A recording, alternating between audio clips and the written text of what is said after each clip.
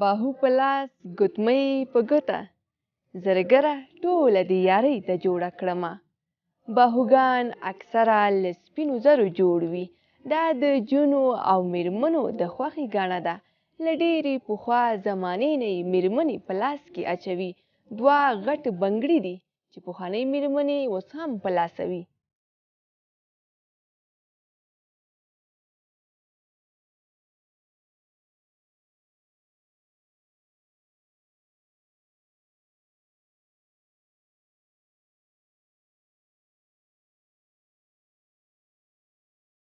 وښی بنګړي د دنیا دود دی. زه له نیستمند اشنا نه غواړم دودونه. د افغاني کلتور په ښځینه سینګار توکو کې یو هم د لاس کړۍ وي چې په ډېر لږ توپیر سره په وښۍ، باهو او د سپینو زرو په بنګړۍ یادیږي. کلونه پخوا د سپینو زرو همدې کړۍ د ناویانو د سینګار برخه جوړوله چې اوس یې په ډېر توپیر سره د سرو زرو بنګړیو ځای نیولی دی. باهو مې و په لاس مې نه کړل، اوس د اشنا دربار ته ځم خالي لاسونه. پخوا به یې د سپینو زرو بنګړي ناویانو ته په لاسو کې اچول. باهو به یې ورته هم ویلو. قسم قسم غمي به پکې کارولي وو. نقشونه به پکې جوړ وو چې ټول مړوند به یې نیولی و.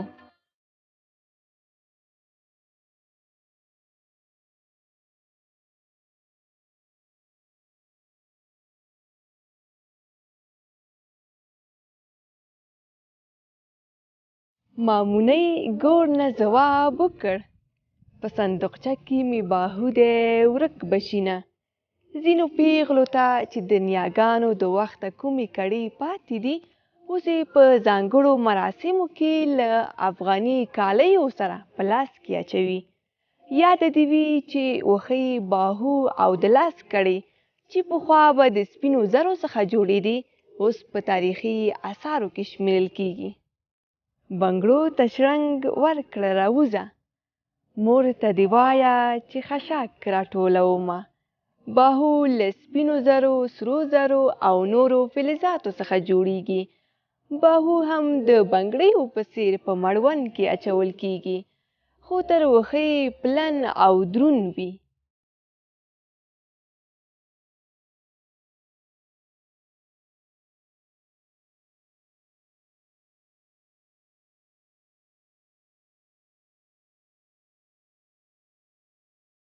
باهوګان زیاتره مشرې ښځې استعمالوي.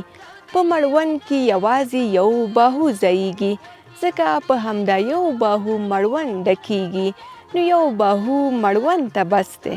باهو څو ډولونه درلودل. پخوا زیات استعمالېده خو اوس یې دومره رواج نشته. یعنې اوس پلن فلزي بنګړي څوک نه خوښوي. جنۍ په زوره آواز وکړ، جانان مې ماته د طلا بنګړي راوړینه. د سرو ګلونو نه نازکې په سپینو لیچو د بنګړي مزه کوینه. مسلماني په چا کې نشته، د لاس بنګړي مې خرڅوي ژړا راځینه.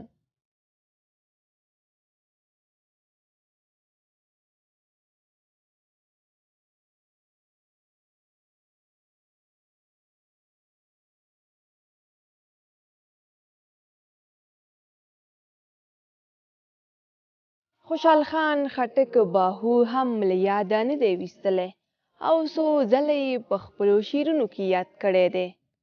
ښاپیرۍ دې په هورته هورته ګرځي، نن په دا لوري د شا باهو شړنګ دی. خوشحال خان خټک په بېلابېلو شعري ژانرونو کې د ګاڼو یادونه کړې ده.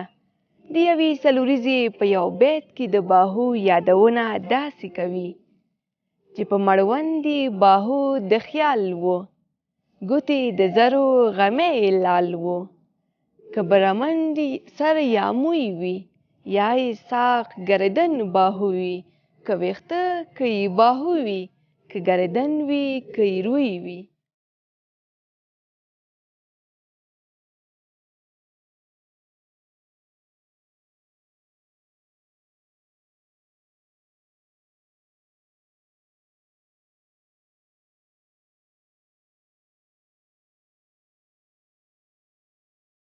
د باهو په اړه خوشحال خان خټک یو بل ځای وایي د خوشحال خټک د پاره چې مې خور شو په مغان مې وښې کېښول باهو هم ملا مرصع باهو په لاس ګوتې په ګوتو شرنګارې د پایلو د سړې نن مې د یار د راتلو ورځ ده د لاس بنګړي مې په دسمال تړلي دینه که د یار غږ راباندې وشو بس بنګړي به ورته زیری ورکومه